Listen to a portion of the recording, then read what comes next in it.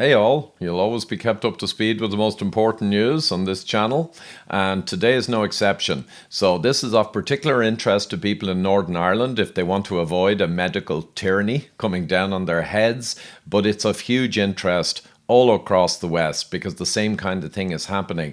And I was fed this information. It's on a government website. I'll go through the details in a moment, but there is an opportunity to feed back on that website. Now, how effective that is depends on the numbers, but I'll tell you the story now.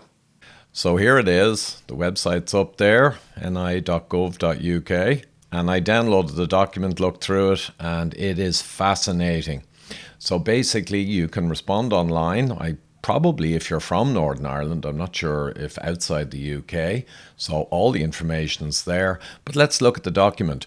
Page 46, domestic regulations may be made for the purposes of preventing, protecting against, controlling or providing a public health response to the incidence or spread of infection or contamination in Northern Ireland, whether from risks originating there or elsewhere. So basically we saw what happened in 2020 with the Cerveza sickness, that trigger event, and we know the excess mortality from that in 2020 in Sweden was 0.05% excess, and they had no lockdowns, no masks, and kids in school up to 16.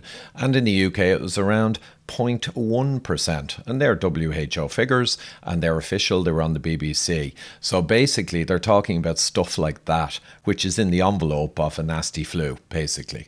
The regulations may impose restrictions or requirements, persons, things, or premises with a threat to public health. And as I described, we know what that kind of stuff is. And it enables departments, regional agencies, NGOs probably, or other persons they decide to impose such restrictions or requirements.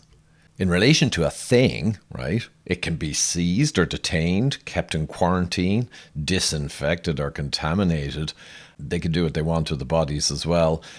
Or in any other case, that thing be destroyed or disposed of.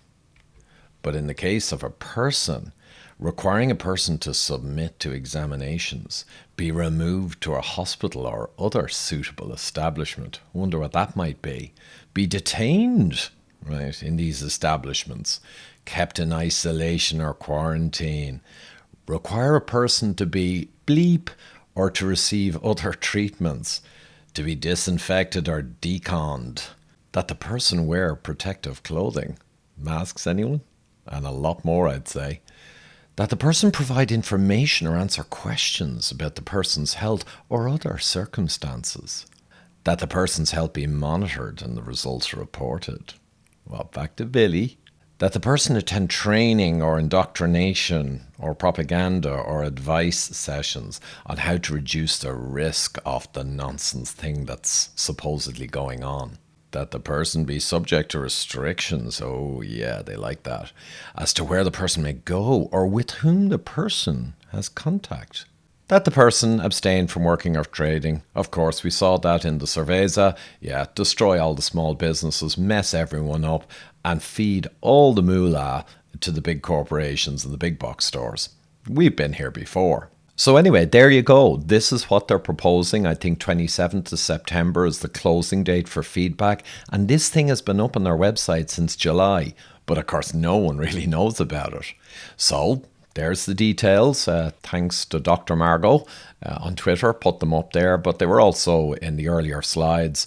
So anyone in that area of the world might want to actually express their opinion on this lunacy.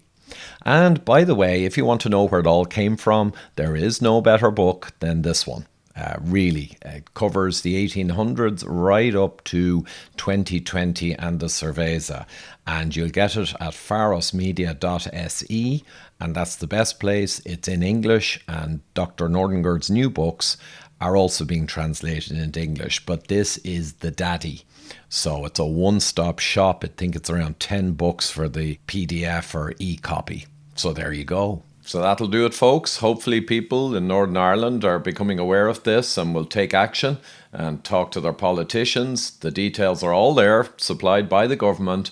And to keep getting the news out on everything important and counter the misinformation and junk from the mainstream media, which is quite pathetic over the past few years.